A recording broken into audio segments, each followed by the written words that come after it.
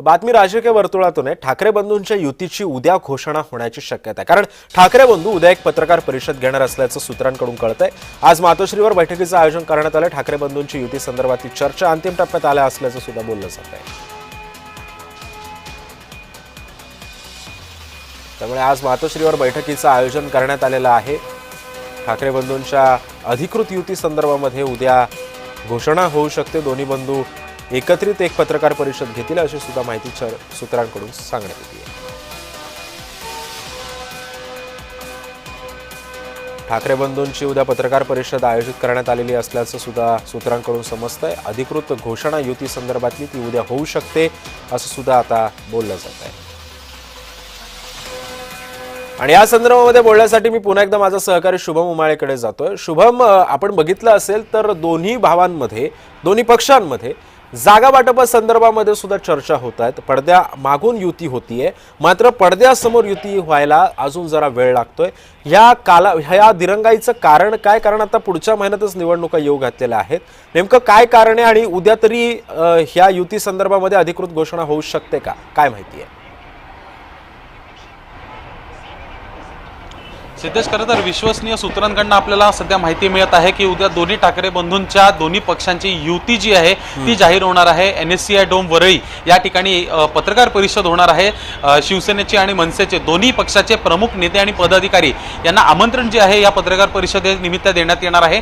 आणि अर्थातच उद्या संध्याकाळी जी आहे घोषणा जी आहे ती होऊ शकते। आणि फक्त घोषणा नव्हे तर मग यादी देखील जाहीर होऊ शकते की दोन्ही ठाकरे बंधू हे पूर्ण सगळे जे वॉर्ड आहेत त्यामध्ये उमेदवार उभे करत आहेत की महाविकास आघाडीसोबत जात आहेत। अनेक प्रश्न जे आहेत दोन्ही ठाकरे बंधू एकत्र आल्यानंतर त्याबद्दलचे देखील समीकरण जे आहेत ते देखील समजताना दिसून येतील।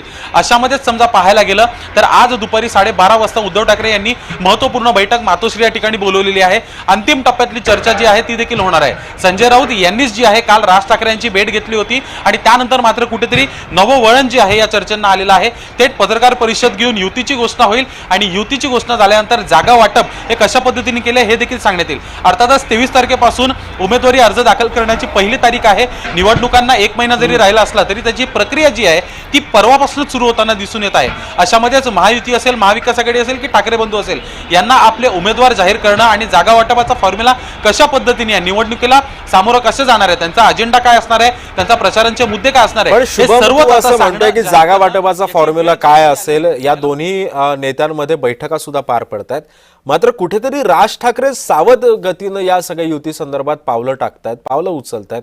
मुद्दा फक्त ठाकरे बंधूंच्या युतीचा नाहीये, मुद्दा महाविकास आघाडीचा सुद्धा असणार आहे। कारण काँग्रेस अजून सुद्धा राज ठाकरेंना सोबत घेण्यापासून त्यांचं मन तयार होत नाहीये, त्यांच्या मनाची तयारी होत नाही की बाबा राज ठाकरेंना सोबत घेऊन आपण निवडणूक लढवावी।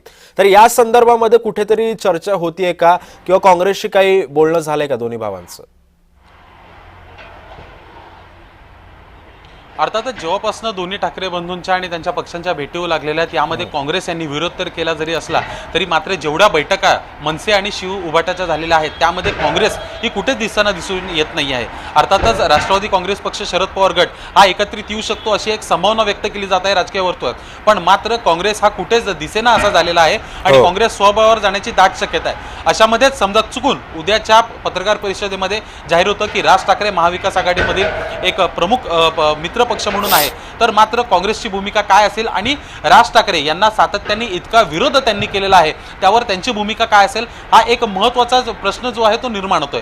अशामध्येच एकत्रित आल्यानंतर मतांमध्ये कुठेतरी बिघाडी होऊ शकते असं देखील स्पष्ट संकेत दिसून येत आहे आणि महायुतीचे नेते देखील त्यावर ठामपणे जो आहे विचार करताना दिसून येत आहेत। महायुतीमध्ये राष्ट्रवादी काँग्रेस पक्ष, अजित पवार गट हा नको नवाब मलिकांमुळे ही थेट भूमिका महायुतीच्या नेत्यांनी ठेवल्यानंतर अशाच पद्धतीत कुठेतरी थेट भूमिका ही काँग्रेसची मनसेसाठी दिसून आलेली आहे, पण मनसेनी मात्र त्यावर चुप्पी ठेवताना दिसून आली आहे। पूर्णतः कुठेतरी निवडणुकीसाठी एक वेगळा काही जुमला जणू काही असल्यासारखं हे दिसून येत आहे आणि त्यामुळे ठाकरे बंधू हे दोघंच एकत्रित जाणार असे स्पष्ट संकेत असल्यानंतर राज ठाकरे यांची मात्र नेमकी भूमिका जी आहे, नेमकी भूमिका त्यांची कशा पद्धतीत असणार आहे हे समजून नाही येते। पण कुठेतरी राज ठाकरे वेट अँड वॉचच्या भूमिकेत अनेक दिवसांपासून होते, पण मात्र उद्याच्या पत्रकार परिषदेमध्ये नेमका त्यांचा विचार काय होता, इतक्या दिवसांची प्लॅनिंग काय होती हे थेट जनतेसमोर असणार आहे। सिद्धेश, खरं आहे, नक्कीच। धन्यवाद शुभम, तुम्ही दिलेल्या अधिक माहितीबद्दल।